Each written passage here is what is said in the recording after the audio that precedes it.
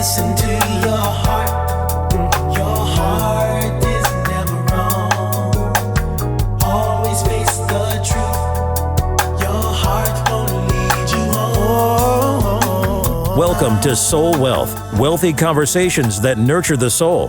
Get ready for an enlightening conversation that will nurture your soul and help you live your best life. Now, here's your host, Dr. Vikki Johnson. Welcome to Soul Wealth Radio. I am your host, Dr. Vikki Johnson. Super excited to be back on dcradio.gov and 96.3 WHUR HD4, along with all other major platforms. Excited and grateful to bring you wealthy conversations that nurture the soul. And today is no different. I am almost breathless to get to this conversation with my guest today. She is a visionary. Her life's mission is empowering women to live life full of energy through lifestyle education and inspiration. When asked who is she at her core, she says that's a wonderful question. At her core, she's a person who just basically wants to help people. It can be something small, like telling a woman she has lipstick on her teeth, or big, like developing products that help women thrive and live life full of energy. She is a servant and a cheerful giver. She's really passionate about helping particularly women get healthy. She says, women's health is my jam. I can hear her saying that. I call women the Mad Hatters because women wear so many darn hats. The professional hat, the wife or girlfriend hat, the mama hat, and many more. Being a nurturer is natural for women. So she's not saying don't wear the hats. She's simply saying put that self-care hat on first. As a professional woman, mother, wife, daughter, sister, and best friend, my guest today knows it's hard, it's difficult to find time for yourself. Her health and happiness were on a downward spiral until she decided to draw a line in the sand. The journey to her own self-love has been liberating, and that is why she is so passionate about helping other women free themselves. Listen to this, y'all, from the burden of perfection. Welcome to Soul Wealth Radio, Dr. Marsie Ross. I'm so happy. I know. I wish you guys could see us. We are over here cheesing at each other. We can't. We're like, I hope we can talk with all our teeth like showing. Oh my goodness. This is fantastic. This is great. You know, well, that's a good thing because Yes. I say to women, when you talk, smile because people can hear your smile even if they don't see you. So smiling while we are talking is a wonderful thing. Yes. So happy to have you I'm here. happy to be So here. grateful that your schedule, your life has made room for you to come on Soul Wealth Radio. And I know this is going to be a conversation that not only nurtures my soul, but the soul of those who are listening. So who is Dr. Marsie Ross? Who are you at your core? I know I read in your bio, that's kind of a loaded question, but who is Marsie? You know, that's a great question for me. I think I ask myself that question on a regular, and it's always evolving. And I think that's the part that's such a beautiful blessing, is sitting quiet with God and hearing like, you're always evolving, right? And being okay with that and not just saying, okay, well, I'm college educated, I have a doctorate, I'm married, I have children, I have a house, I have all these things that I've acquired. And I think for me, I thought I had arrived. I think there was a period in my time where I felt that I had chased all these things, not the man so much, but just in case he hears this. But, you get a checklist. And even if you don't really subscribe to checklists, it happens because that's what society says we should do. And I felt like I was no different. And so the last few years have really been about embracing the evolution and the continuous evolution of me and my core and really understanding that for a long time we think mind, body, soul as three separate parts of you.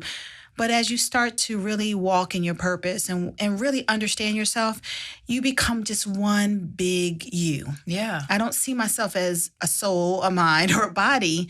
I choose to be in alignment with my complete self. That's awesome. Like the integration of all of those pieces of you. And God said to me, stop saying mind, body, soul. Stop thinking of it differently. And it was, when you sit quietly with God, you do hear that. You hear, I am in all parts of you. Stop separating and just walk forward as one. And so that's really where my evolution is in the process right now.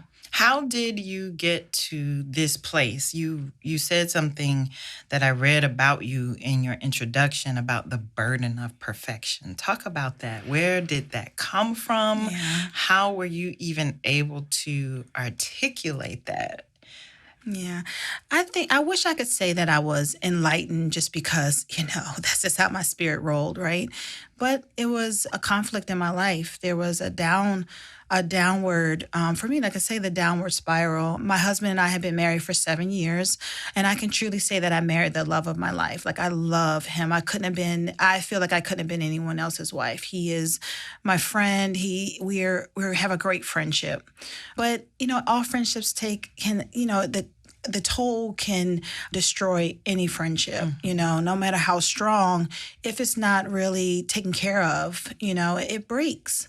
And I think for us, our break came at 7 years in. Okay. And, like I said, we had the house, we had the 2.5 children, we had the money, we had our checklist was checked off. But I was unhappy, and not with him. And I thought it was with him. Mm-hmm. I found that I felt very resentful. And I really didn't understand why. I didn't really think that it was him. I really did. And I'm very honest about that with him. I'm like, you, to the point where I was really about to tell my husband to kick rocks. Mm-hmm. Like, I can't with it. You're not doing this, you're not doing that. And like, most marriages, when you get to that fork in the road, you go to a counselor. And for us, we went to a counselor, and she was able to, just help us communicate better. But in that communication, I was able to articulate what was I really struggling with in the relationship. And it was a typical thing. You're not cleaning up. You're not doing this. You're not helping with the kids. All these things. And he started to do better. He really did. He made a great effort. And what I found was, I still wasn't happy. Mm-hmm. I still wasn't. And that was a light bulb. Like, I don't think it's you, bruh. I think it might be me. And it's just because it's overwhelming.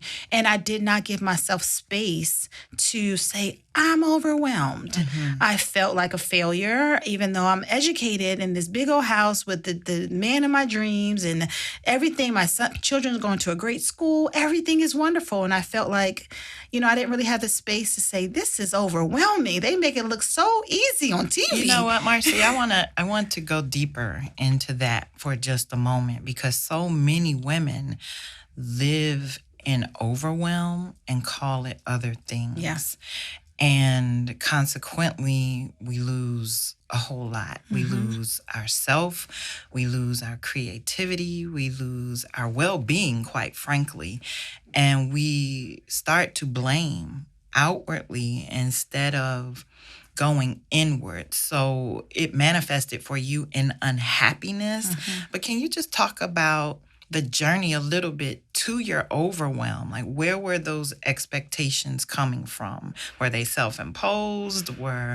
Talk about that. That's an awesome question. And I think that is important because I think you drink the Kool-Aid of society. Mm-hmm. I don't think you do. I think marketing is very savvy, is very subliminal. I think that as a type A person, I'm a go-getter. Yeah. And so for me, going to pharmacy school, becoming a pharmacist, like, that was my dream. Like, helping people and being a healthcare professional was what I wanted to do with my profession. And I graduated from pharmacy school in 2000. from Howard University. HU. Yes, you know. And then in 2006, I got married. And in 2006, don't do the math if you're my parents listening, I also had my first child. And then in 2008, I had my second child. And in 2008, we also moved into a bigger house. In 2009, I became an executive in my company. And so it just started, I didn't allow myself time to become a wife, to sit in it, and nor did I get help.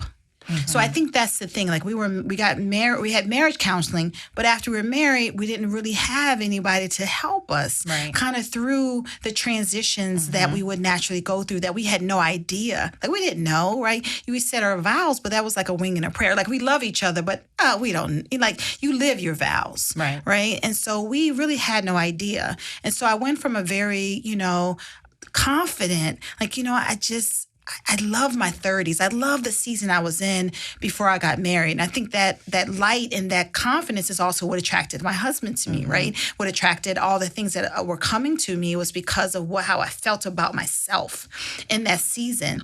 And when I moved to the next season, I just didn't seek the help. I think that's really what happened. I had these, from being single to being married to being a mother to being a woman of the house to being an executive. You know what? Let me just pause again. This is what we do here on Soul Wealth Radio, because I think the beauty and the authenticity is what makes it powerful in these organic moments, because you're talking about a couple of things. You're talking about accomplishments, right? And hitting this benchmark. And then you're talking about seasons. And I think that is really an aha moment for many of us, is that women especially, we live life in seasons.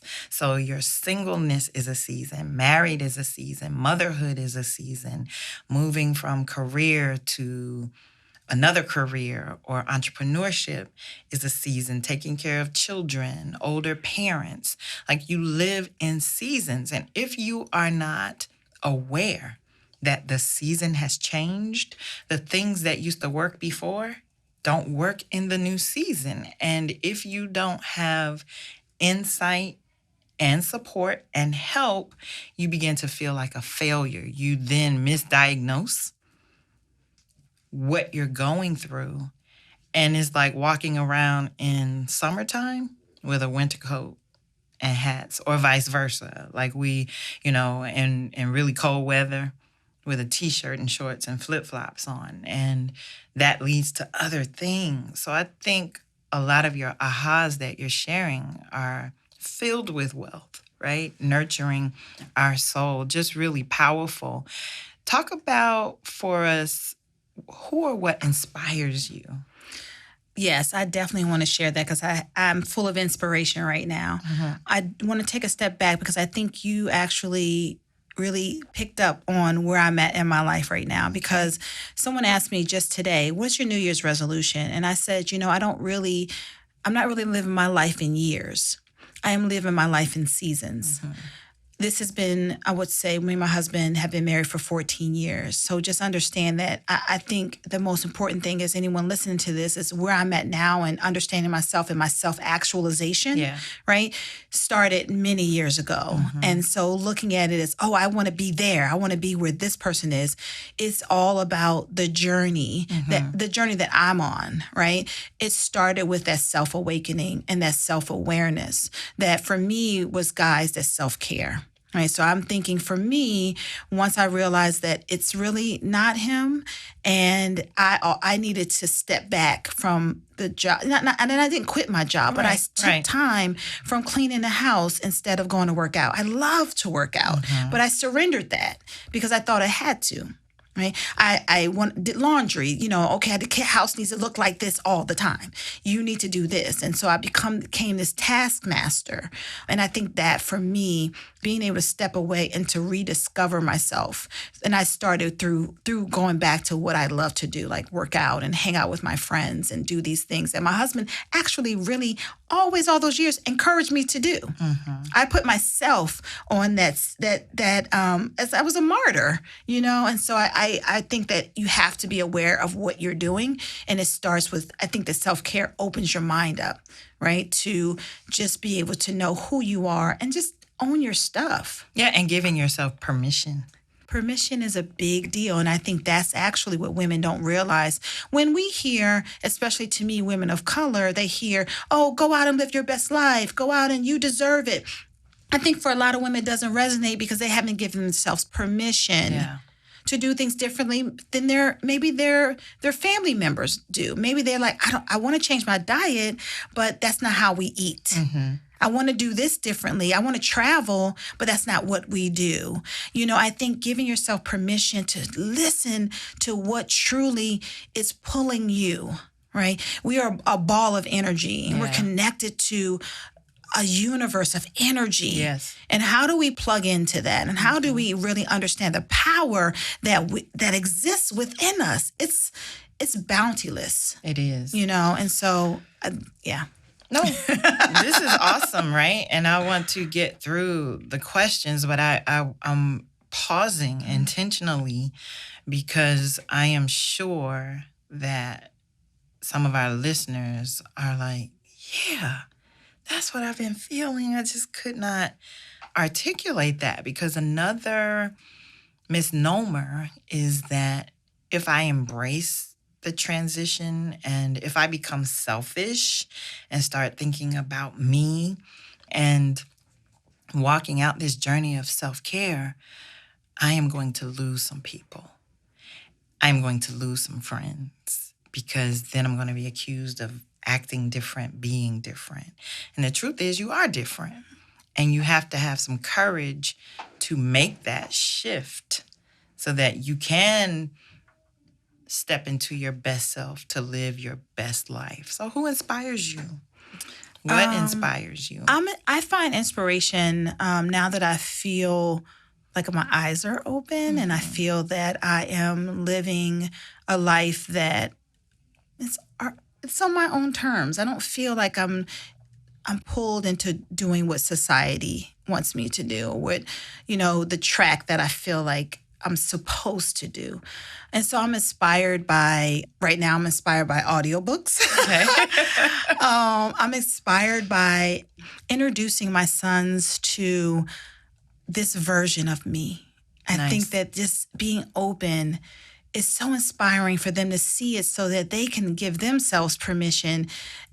Even now at 13 and 11, I'm inspired by all the women in my family who I see as community servants and givers. And my mom always says giving is in our DNA. And I see myself, I see the way that I inspire them. And so it's a beautiful thing to be. I'm inspired by givers. I'm inspired by people who, don't live in a bubble. And so I don't know if anyone specifically inspires, but it's just all around me every day. I feel like it's everywhere. That's awesome. I want to jump into what has been one of, or a couple, if we can get to it, one of your greatest lessons in life that has caused you to pivot. I know you talked about that overwhelmed season, right? And getting into a place of self-discovery, self-awareness, moving towards self-actualization, which we are all on that journey, whether we're aware of it or not, ultimately to get to mastery, right? So you can live this life of well-being. But share another lesson with us that was like, I got to pivot again. One of the things right now, I'm in a season of, like I said, self-actualization. And that came because, just being such an advocate for women's health, for self-care, I do rants all the time, or we need to, as I discover something and get my aha moments, I feel very compelled to share, and not in a judgment way. And I'm never like, oh, you need to. I don't believe in that. But I do believe that we all need a lighthouse. And I think one of the things for me is that I'm learning that you can't always drive on your own internal energy. You have to learn how to absorb some of the light around you and then suck it into your being so that you don't get depleted. And so one of the things that where I'm at right now is really understanding how to manage my energy. And it's causing me to pivot in a way that is letting me take a step back, and whether it's from Facebook groups or it's from speaking, I no longer live, and I didn't think I did, but I think it's easy to live, right? So I live in a spirit of abundance. So I don't live in, I'm going to lose anything. Right. I don't think, what if and for a minute, I'm like, okay, what if I do this and I go back and they're gone or they stop doing this? I found that, you know what, Marsie, that's a good question. What if? What if? What if? And so now I ask myself why a lot. I ask myself these questions. And so I feel inspired to just share this, but just one of the things that makes me pivot at this season is just being able to go inward and be okay with that. That's good. Go inward and be okay. Be okay with being okay. Yeah. How about that? Yeah. Be okay with being okay. I want to share also, and that's going to be your soul wealth tip. Be okay with being okay. That's a tweetable. Be okay with being okay. You don't have to explain it. You don't have to justify it.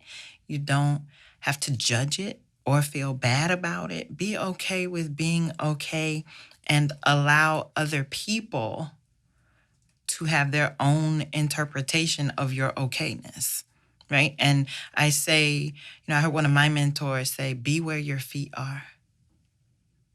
Be where your feet are. Bring all of you into where your feet are.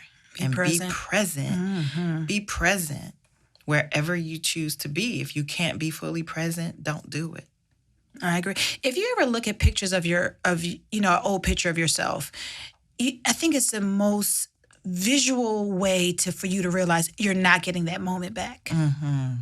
You're not getting that moment back. You may get better moments, worse moment, whatever, but that particular moment is gone. Yeah. So I fully agree. That's awesome. That's awesome. You did recently, and I want to get to this, you did recently an amazing anthology. Can you share a little bit about that and how you just gave voice to women around you? It's indicative of this abundance energy that you are living in, and just a permission. Just share a little bit about that. Then I want you to share a little bit about Edlin Essentials. Yay. I actually have done 2 anthologies with 2 groups of women that just gave me life, and if anyone out there and you've done this, written a book, it's a heavy lift, just organizing everyone, making sure that your vision doesn't get lost. And I can tell you that the women that were there, they're just so amazing and so authentic in sharing their stories. The first one is Thrive, Girl, Thrive. Yeah, I love that. Thrive, Girl, Thrive. And I'm all about the season I was in then, and I'm still in. It's really a guide to abundant mental, emotional, and spiritual well-being. And it was really important for me to work with the women to share their story, but also to give tips, right? So I think it's easy to talk about yourself, share your stories, but how can you kind of provide these tips? And what I found was a lot of times they knew their story and they felt comfortable sharing it, but never had they really understood that they were teachers. Right. So putting them in that position where they are now offering this advice and offering these tools that help other women and guide other women in being abundant, whether it is in their mental, their emotional, or their spiritual well-being. That's wonderful. Thrive, girl, thrive. I love it. Your story is not just your story, but inherent in every story is a lesson for us to teach. And when we understand that it's either a blessing or a lesson, it helps us not to get stuck in the mire of whatever difficulty that we experience during that time. What is Edlin Essentials? What is that? So I'm a pharmacist by training. I've been a pharmacist for almost 20 years. I cannot believe I'm saying that, but it's true. And one of the things that I struggled with when I started to work out again during this season of challenge with my marriage, I wasn't losing the weight, which was different for me because I'm a runner and it just typically I'm long and lanky naturally, but I was over 40. And so for me, it was just such a hard time because I was frustrated. And I understood, for myself as a scientist, what was changing in me. And I started to take multivitamins and I found like, oh my gosh, there's so much bad stuff in here. And so God was like, you're a pharmacist. And so I got together a group of other healthcare professionals and we worked for a full year to create a dietary supplement for women over 40. Awesome. And so Edlin means noble protector. And that's really how I feel when it comes to women's health. Just really very protective and wanting them to say, sometimes you can do all you can, but you need help. Things are changing in your body. I won't go over time on our food industry and how it doesn't have the nutrients that we need. And so we all should be taking our dietary supplements because the food of our grandmothers and our great-grandmothers is not the same. Not here. Yeah, it's not the same. And so, taking a supplement to be able to provide you the life-saving nutrients that you need is important. So that's what Edlin Essentials is. I love it. So that is a brand that you created, which leads me right to my last question before we have to close. What is the legacy that Dr. Marsie Ross wants to leave? You're living it, but what is that? What is your legacy? I think my legacy is and I know my legacy, even through my children, even though I feel like my purpose is through women's health, is to give yourself permission and to live the life that you are born to live. And so if I can have any one person that knows me to say, you know what? She gave herself permission to live the life that she was born to live, and she embraced it, and she did it fearlessly. She did it with support. She didn't do it alone, but just really, to me, just that self-actualization. If there's anyone, if it lives through my children or if it lives, even from my family or my friends, just a legacy of just... She did that. Yeah. And she did it with a smile and she did it talk about it. Like, She did that.